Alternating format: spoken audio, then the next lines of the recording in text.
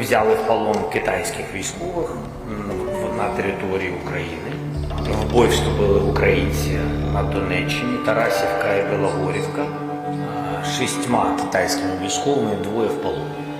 Відповідно, є документи, є їх паспорти, є навіть кредитні картки. Це громадяни Китаю.